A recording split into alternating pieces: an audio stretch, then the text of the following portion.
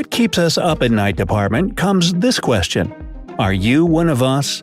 A curious soul who can't live without asking yourself all kinds of deep, thoughtful, or even crazy hypotheticals? Like, why do birds fly? What if the sun never set? Why don't we try to figure out the one about the sunset thing? If the sun doesn't look as if it's going to set anytime soon, and it's probably already several days, I'm guessing the planet has probably stopped spinning. And this leaves us with all kinds of disturbing notions. The first thing you would feel if Earth stopped spinning would be a mighty jerk. Our planet rotates at a velocity of 1,037 miles per hour. That's twice as fast as the average speed of a commercial jet, but since you rotate along with the planet and everything else on it, you don't notice this at all. Now, imagine this. A car is flying down the highway at top speeds, and then the driver suddenly slams on the brakes. What's going to happen? Everything and everybody inside the car will be thrown forward, and the passengers are lucky if they're wearing seatbelts. But you wouldn't have a seatbelt on if Earth stopped spinning. That's why you, along with billions of other people, would fly into the air at 1,037 miles per hour. That's incredibly fast, but even this speed is still not enough to launch you into space. That's why, unfortunately, you'll only be flying over the surface of the planet until you hit something, going at 1,000 miles an hour. Now, the fact that Earth has stopped spinning would mean nothing for the atmosphere, which would keep moving for a while. This would make for winds and waves that you've never seen before, even on TV. These gusts and tsunamis would wreak massive destruction by wiping away buildings and cars, playgrounds and trees. But you know the worst thing that would happen? The winds would damage and erode the Earth's crust. Then, any break in Earth's spinning would mess up gravity. As a result, your down after the planet stopped rotating would feel like it was at a 38-degree angle from the previous vertical down, and it would knock down the rest of the buildings and vertical constructions. Are we having fun yet? Right now, the Earth's spin creates a force that keeps oceans in place. If the Earth stopped, all the water in the seas and oceans would head toward the poles. There would be one massive supercontinent around the equator with the South and North Poles having turned into oceans. Many countries, such as Canada and Greenland, and a big part of Europe and Asia, would go underwater. Also, without rotation, the dark side of our planet would be freezing while the bright side would be boiling. The constant sunlight would heat the planet until the temperature rose above boiling at 212 degrees Fahrenheit. The central supercontinent at the equator would get the most heat. As a result, rivers and lakes would boil away. Thus, any semblance of life would remain only along narrow strips of land near the coast. Keep that video in the back of your pocket as we're going to be coming back to it in a little bit. But have you ever been laying in bed and you're ready to go to sleep, and then all of a sudden this flood of thoughts and questions come like rushing into your mind? That's one of the things that I struggle with every night. If I could actually write a list of all the things that have kept me up at night, of questions that I've had and different thoughts that I've had, I could probably write a book about it. But the problem with these questions as they come at nighttime is that as they come to me as I'm ready to go to sleep, rather than actually just putting it out of my mind, I typically go on my phone and I try to find answers for it that typically end up leading me down a rabbit trail, where it's either an article that was written about that topic, whether it's a series like this one or a YouTube channel that tackles some of these possibilities or questions. And after that, it makes it impossible for me to go to sleep, because after answering that question, you end up with another question. And sometimes the thought or the question really that I have in my mind comes out of left field. It's just that I'm sleeping there, randomly something comes to mind, and then you think about it and it leads you down that path. Then there's other times that I'm laying in bed or I'm reading the Bible or I'm reading something and it leads down that path. As we've been going through this series, X, where we're tackling unique and strange occurrences in the Bible that are really supernatural, there has been a lot of questions that have really been posed along the way. There's a lot of questions that you have to ask yourself, especially when it comes to faith. Faith is not absent of logic, but logic will not always be present with faith. It's one of those things that you have to keep in mind. Today's topic is no exception to this rule. As a matter of fact, it's one of the things that, or one of the topics that I would say is probably the most unique that we've covered so far. I've mentioned this before, and I'll say it again. One of the things that you have to know about me is that I'm a skeptic at heart. I really am skeptical of certain things.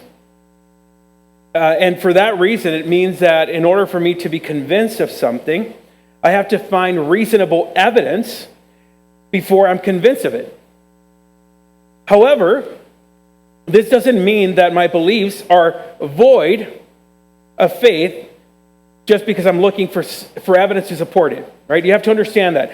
Just because there is no evidence doesn't mean that, just because I can't find an answer doesn't mean that I don't have faith. While my pursuit of evidence is going to lead me to some questions being unanswered, and even to some extent there might be a level of mystery that I won't be able to reconcile in the supernatural, one of the things that you have to understand, and this is really the point, the reason that I am convinced of what the Bible claims is not always going to be because it's proven to be correct. And that doesn't make sense. But rather, the reason that I'm convinced, and you have to listen to this carefully, it is because it cannot be proven to be false, and the evidence that is available far outweighs the arguments that are proposed by skeptics.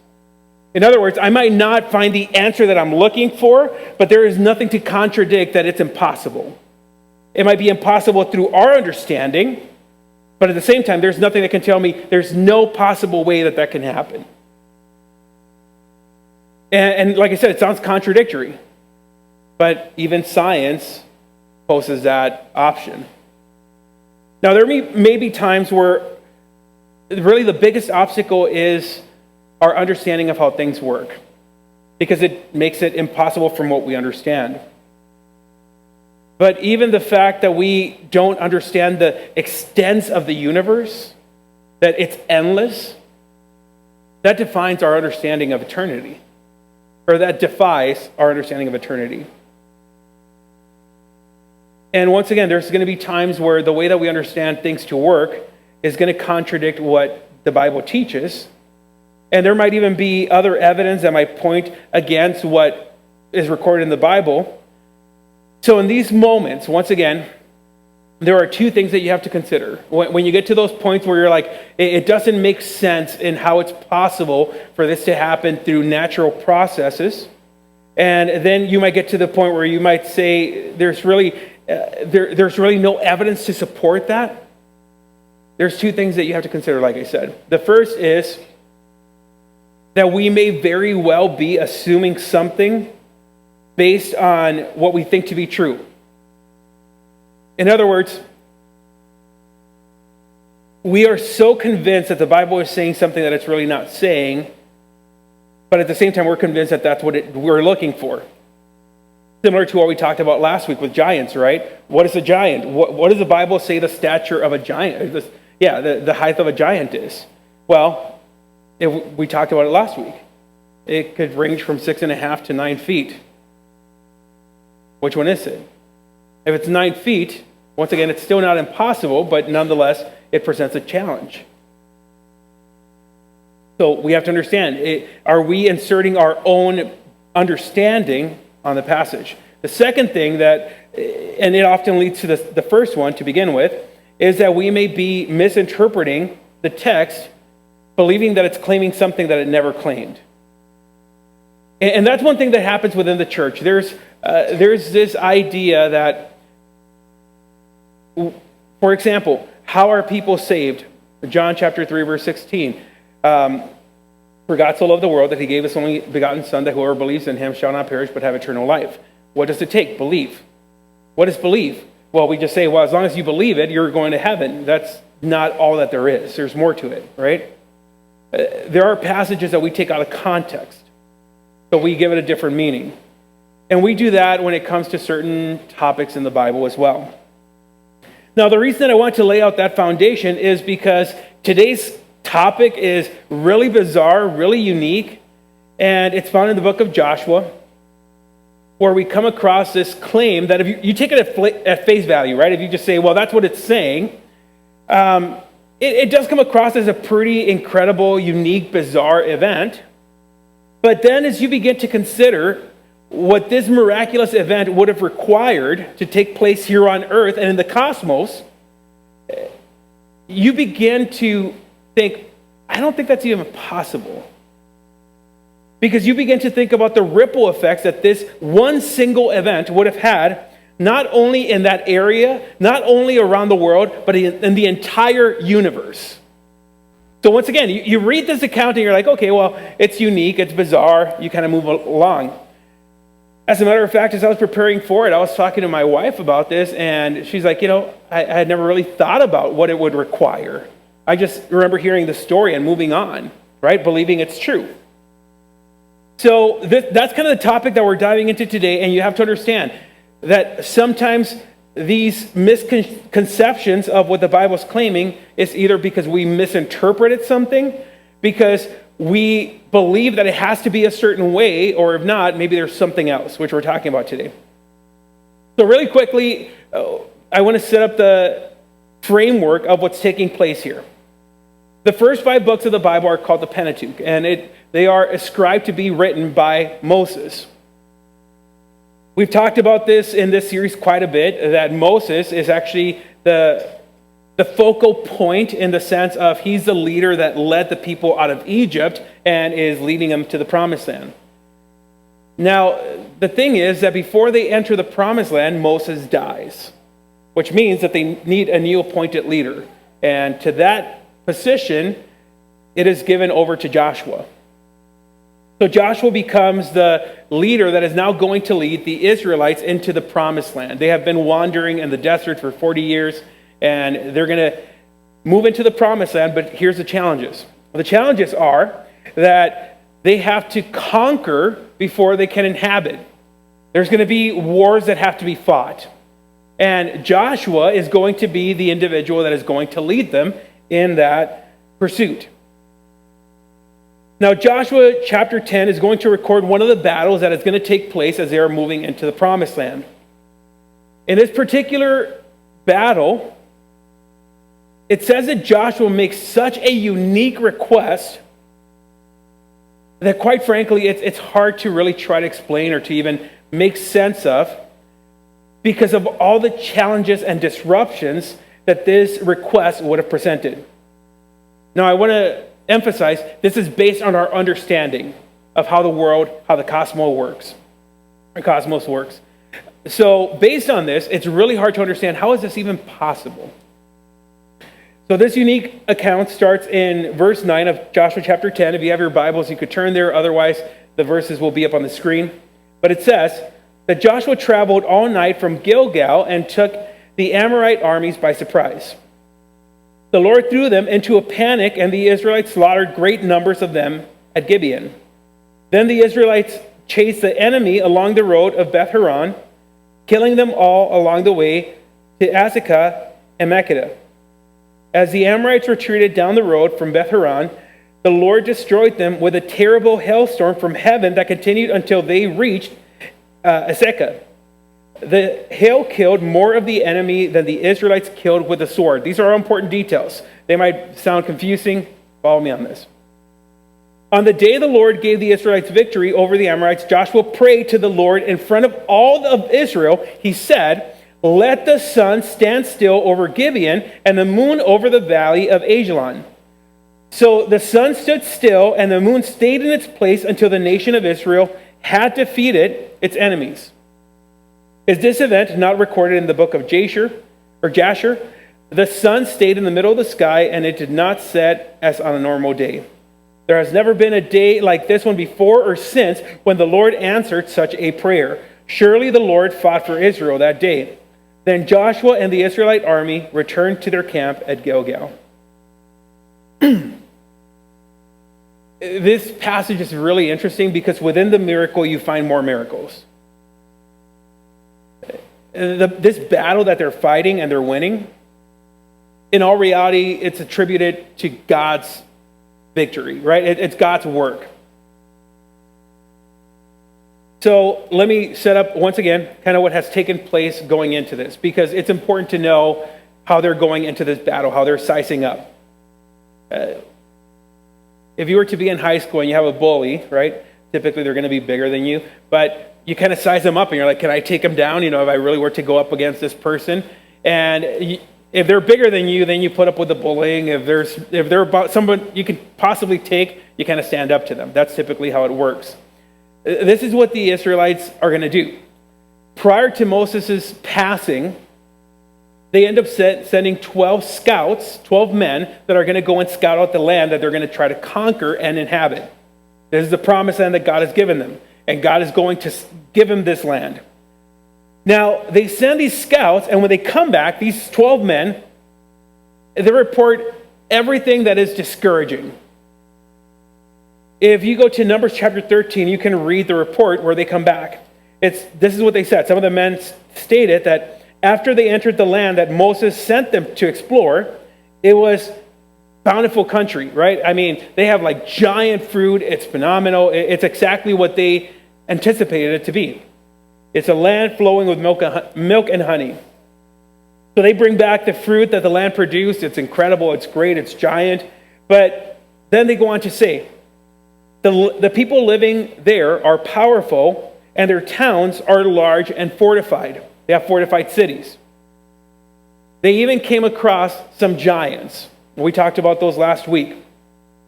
They go on to say, we can't go up against them. They are stronger than we are.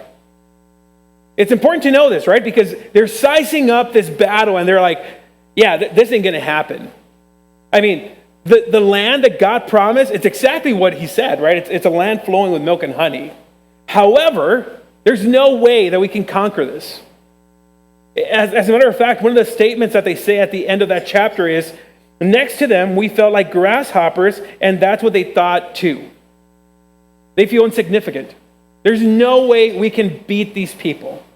Even though it's exactly what God said it was going to be, there's no way that we can conquer them.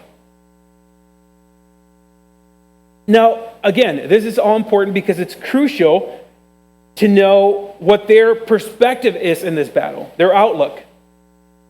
It's like measuring up to that bully at school. Yeah, there's no way we're going to take him. Why are we even going to put up a fight? We're going to lose. We're going to die.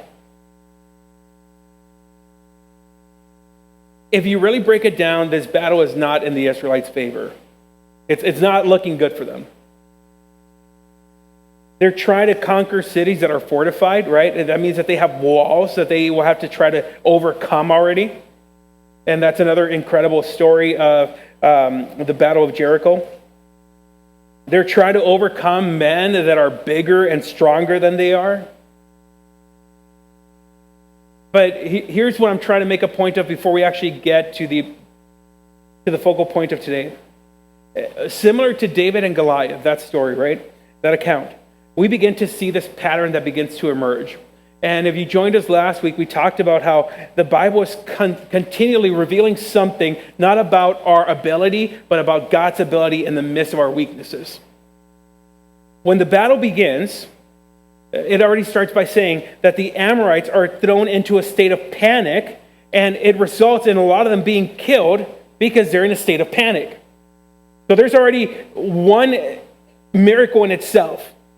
They're going up against armies that they know they can't conquer, but at the same time, they're thrown into a state of panic. They're able to conquer some. But then there's a weather phenomena, a hailstorm, that is attributed to divine intervention. God is doing this. Now, interestingly enough, it says that this natural event that is divinely originated causes more casualties than the physical combat itself did. People are dying, and it's not because of what the people of Israel are doing, it's because of what God is doing. So once again, before I move into the focal point, I want to draw a quick parallel from this that really is an encouragement to us. What you begin to see here, and repeatedly throughout Scripture, time and time again, is you see faith working alongside of action. Within some factions of religion, they will tell you that in order for God to do something, in order for you to receive favor from God, your works are essential to it.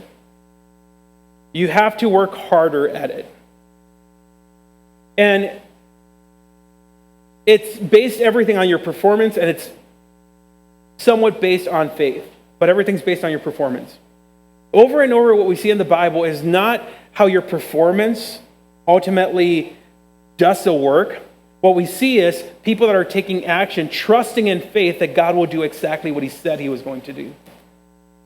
And in this battle, we see that God is calling his people into action, right? They've already seen what they're trying to go up against. And they're like, there's no way. There's no way that we can go up against this. But they take action, right? And this is after 40 years of wandering in the wilderness, in the desert. They finally go, they take action, and all the odds are stacked up against them. There's no way that they should win this battle. But it is in faith that they take action. Do you understand that when somebody tells you, you have to try harder, let me tell you something, try harder and you will fail. Because it is in our weaknesses that we can't overcome. One of the things that I've realized is sometimes we are so ashamed of our sin that what we do is rather than just laying it out and telling God, please help us because we can't overcome it, what we try to do is we try to deal with our issues, with our struggles, with our addictions behind closed doors so that when we come to church, our lives are a little bit more polished up, right? What we try to do is in our own action, we are trying to fix ourselves and then come to faith. Do you understand how backwards that is? Because what the Bible continually details is that when we come to faith, ultimately we're surrendering and saying, there's no way we can do this on our own. It's impossible. I cannot fix my marriage. I cannot fix my struggles. I cannot fix my life. I need you to come in, and I'm surrendering everything to you because there's no way that I can overcome this battle. That's the parallel, right? The battle that each of us face individually, or that maybe at times we face collectively as a church, they are obstacles that are impossible for us to overcome. We can't do it on our own, but we try. We try to put a Band-Aid over it. We try to figure out how we can maybe get better about it before anybody finds out. God is calling us to action. So don't diminish that. If there is a struggle, if there is an issue, if there is a flaw, God is calling us to address it. But guess what? You don't get to overcome that without Jesus in the picture. The way that really we are able to conquer is the result ends in our favor, not by how much we have to offer to God that we can do, not by what we're able to put on the table for God to work with. The way that we overcome is but by how convinced we are that he will get us through it. And that's what we see in the story of this battle, right? They know that they can't win. And in the midst of the battle, what's happening? The people are thrown into a panic, so they're able to overcome them. There's a giant hailstorm that comes and kills more than what they're even killing. What is that telling us? They're putting their faith into action, but it is God that is ultimately winning the battle along the way. That's what faith in action is. It's not that you have the ability to do it and it was always in you. It's that God in his grace and his mercy is the one that's going to get you through it. The people are fighting, but God is the one who is paving the way to victory. So then we get this detail of the request that Joshua makes that is over-the-top phenomenal, right? I mean, it's just incredible. And it says that he requests that the sun stand still over Gibeon and the moon over the valley of Ajalon. And one of the things that it says that we're going to quickly cover is that it's referenced in the book of Jasher, which unfortunately has not been found. That book has not been found. There are some who claim that it's been found, but from what I understand, it's never been confirmed or validated that it actually is. So it's really not the book that is referenced here. And this event is described within the passage in a way that we would expect for it to take place, right? I mean, so what it says is, the sun stayed in the middle of the sky, and it did not set as on a normal day. So the best way that it's typically described is that the sun stood still, which is a pretty incredible miracle, right? It stayed fixed in one area until they were able to finish the battle. Now, I want to take what I told you to keep in your back pocket in the beginning of the service, and I want to bring it back to what we're going to be talking about now. It may have felt disconnected, but now I want for you to make sense of it. With what most of us have been taught about the universe and our solar system, right? What we understand about how the solar system and the universe works. What would need to happen for the Earth to remain fixed on one part of the sky would have to be pretty incredible. What would need to happen in order for that to take place? Everything would have to stop. It's not just the sun.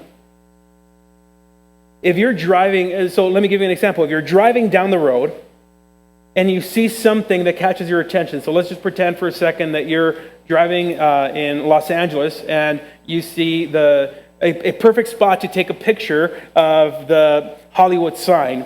In order for that sign to stay fixed, you don't keep on driving. You stop your vehicle where it's at so that it could stay right where you're looking at it, right? That's the way that it works. And that's the way that the sun would have to stay fixed.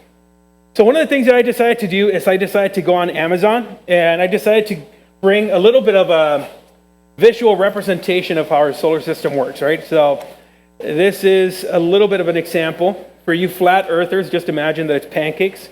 But one of the things that we realize is that the universe, from the way that we understand it, is that everything rotates. And rotation is ultimately what causes gravity and everything else, as you saw in the opening clip. So just picture right now, currently, our planet is rotating at speeds of a little bit over 1,000 miles an hour. That's what it's rotating. So the way that gravity works, I remember this being explained to me when I was younger, is if you grab a bucket full of water and if you just keep on going in circles, everything stays stuck, right? Because gravity is pulling against it. So right now, the Earth is traveling at about 1,000 miles an hour, which means that it's just going around in a circle. At the same time, right, so the Earth is not the only thing that's moving. You actually have the moon that is actually moving synchronized to the Earth at the same time. And then the third thing that you have is the Earth is actually orbiting around the sun at 67,000 miles an hour. That's pretty incredible. So let me break it down. As the Earth rotates, because there is sunlight, you actually get, right, there's sunlight for those of you that can kind of see it right there. You can kind of see it. It's a pretty cool little model. But so right now, when the Earth goes around, it actually is traveling at 1,000 miles an hour, and the moon is traveling with it, and the sun keeps on rotating. Now, what we get when the Earth rotates is 24-hour periods, right? Because the sun is in one point, and then we get dark and light and dark and light. Now, what we get for 365.25 days in a year is how long it takes to orbit the sun, right? That's how the universe works. Our planet in conjunction with the sun works. So as we're traveling right now at over 1,000 miles an hour and then at 67,000 miles an hour across the sun, you're seeing that the sun is at a certain fixed point. Now, if you want that to stop, here's what needs to happen.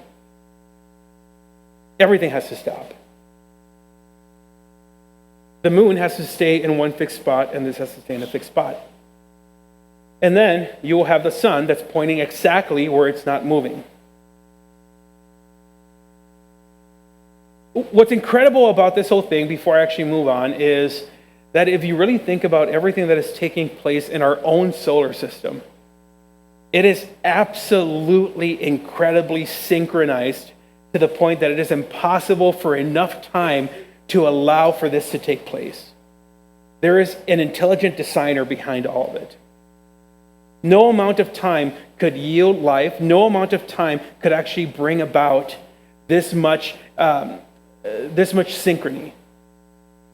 As a matter of fact, the second law of thermodynamics states that after something establishes, it starts to decompose. So if you've ever built a house or if you've ever built anything, the moment that it's finished, it's already decaying. If the universe came into existence, from that moment, it didn't start to get more organized. It would have started to become more decayed. it begins to fall apart. So once again, that's just part of how the solar system works. And here's the point. How does this happen without creating chaos? How do you get the sun to simply stay fixed on this point and yet not have everything else that comes with it? Right? The atmosphere that keeps on moving, all the disruptions that would have taken place. Actually, let me just even say this. It's going to do everything that was initiated in the opening video, but if the Earth stops rotating, the gravity on the Earth would be affected. Once again, imagine having the bucket and then just stopping. What happens? Everything falls. The conditions of living on Earth, imagine having sun for that extended period of time. It's going to get hotter and hotter and hotter. The other problem with this that some people point out is that if such an event would have occurred, would there not be more evidence in history of it occurring? I mean, imagine, even if you're not in the area where they're at, imagine being in the United States and ultimately having a really, really long night. You'd be like, hey, what's going on? The sun didn't come out today. No matter where you would be in the world, if this would happen, it would be pretty incredibly big news because the sun didn't show up or the moon didn't show up. But why is there no record of it if it happened? If you look online, you're going to find some videos that claim that they have found inscription in Egyptian hieroglyphics where it says that there was a long day that was recorded in history. Others claim that a space program has actually been able to track back to when, they're able to kind of predate the motions of the solar system, and they actually found that the sun did stop at that period that the Bible describes. Unfortunately, a Christian astrophysicist, so it's not a secular, he is actually a Bible teaching, ultimately biblically grounded, inerrant Bible teacher, says there's no such evidence of that. Please stop using that as a defense, because it never happened. From everything that he's researched and even asked people within the scientific community, they've said that that's never been proven. So that's a really poor argument. But once again, when you see this, what do you do with it? Because now this does sound crazy. So there's a couple of things that you have to consider. What if it's not a global event, right? What if it wasn't something that impacted the entire world, but simply impacted that region where they were fighting the battle? And it sounds weird, but at the same time, an argument can be made pretty easily. When you go to Exodus chapter 10, verse 21 through 23, and take that into consideration, one of the 10 plagues of Egypt was darkness that fell over the land of Egypt. And this is the way that darkness is described. It says, "Then the Lord said to Moses, lift your hand toward heaven, and the land of Egypt will be covered with a darkness so thick that you feel it." So Moses lifted his hand to the sky, and a deep darkness covered the entire land of Egypt for 3 days. During all that night, the people could not see each other, and no one moved, but there was light as usual where the people of Israel lived. What are we seeing there? There's a distinction. There's a divide. The people of Egypt are in darkness. The people of Goshen, where the people were at, they were fine. There was nothing taking place there. It was business as usual.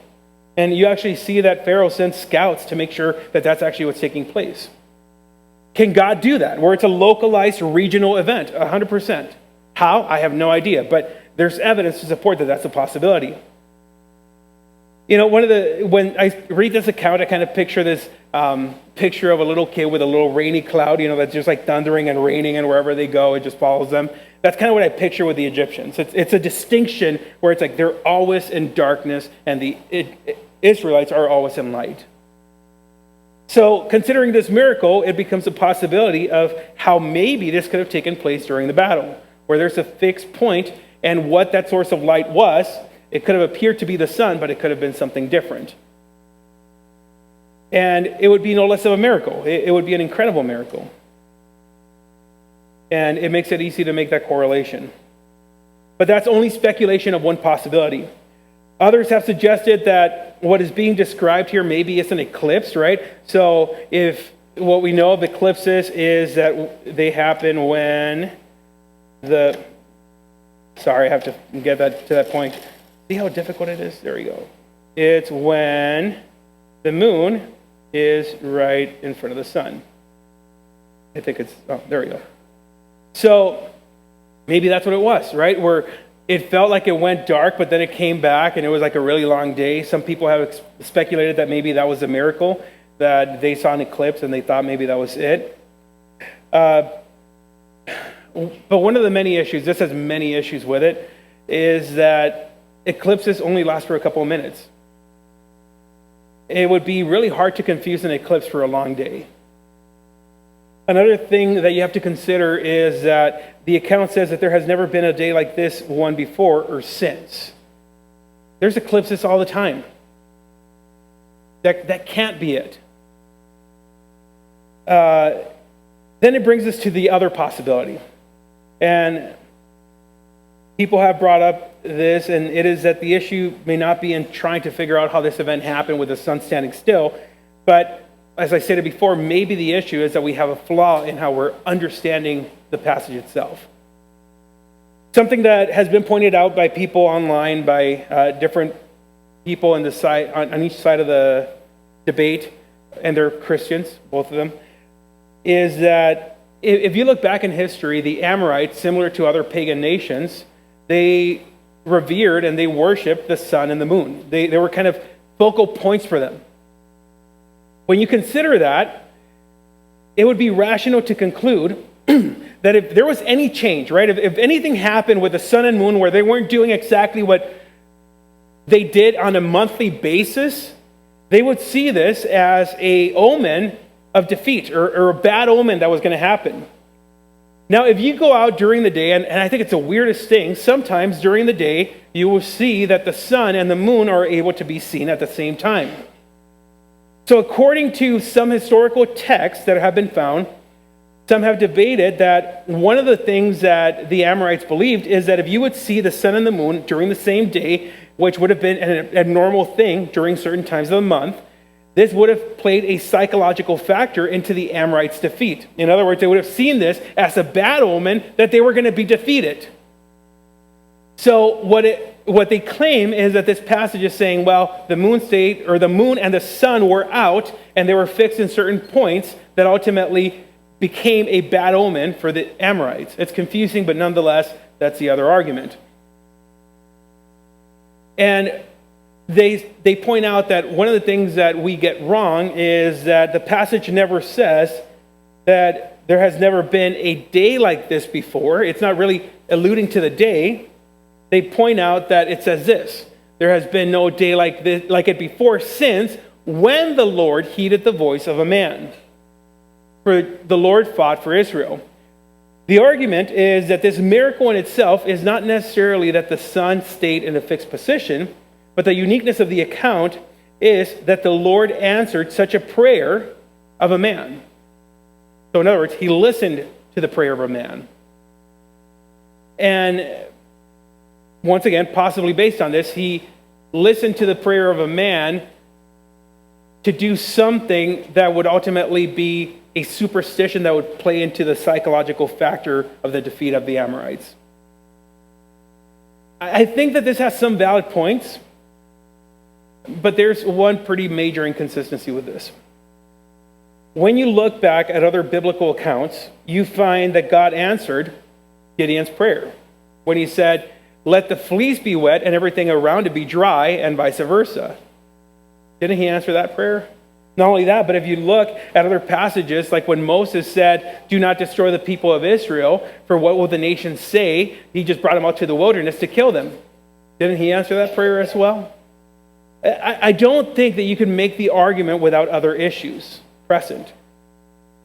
So in that sense, the circumstance that God answered the prayer of a man is not the unique part of it. It cannot be, because this happens in other passages,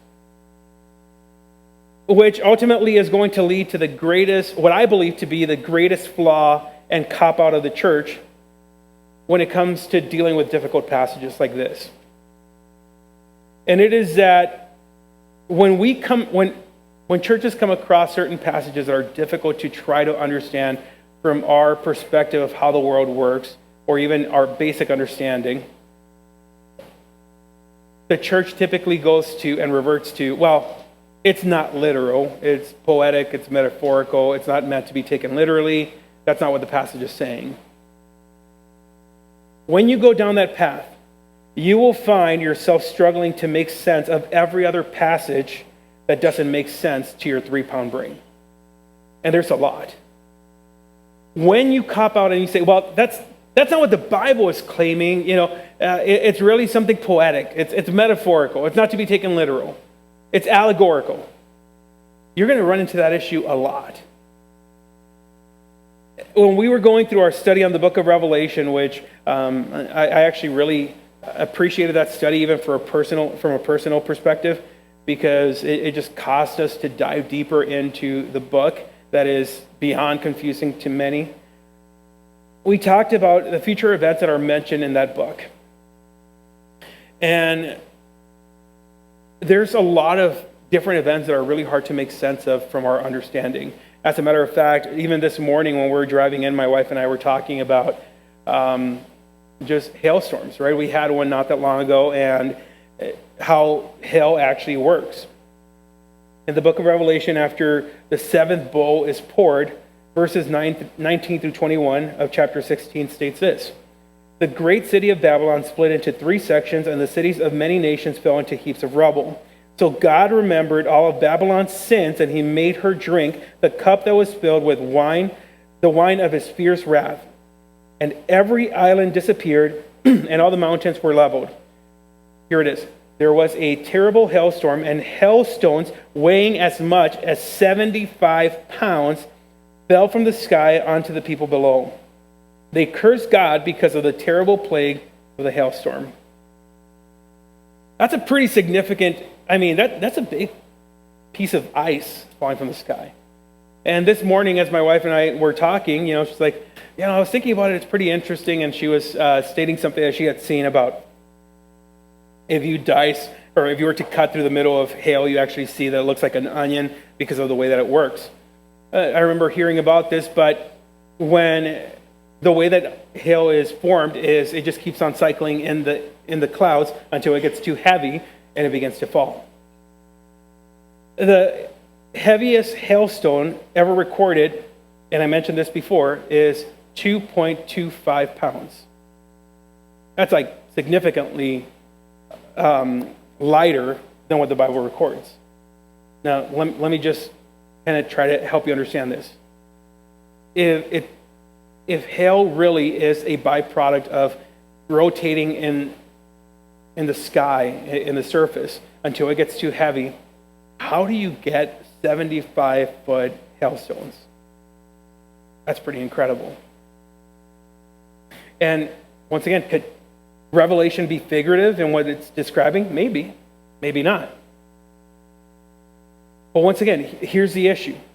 When you begin to label something as metaphorical simply because it's hard for you to explain through our understanding, you will compromise with the next supernatural event that you can't explain. And then the next.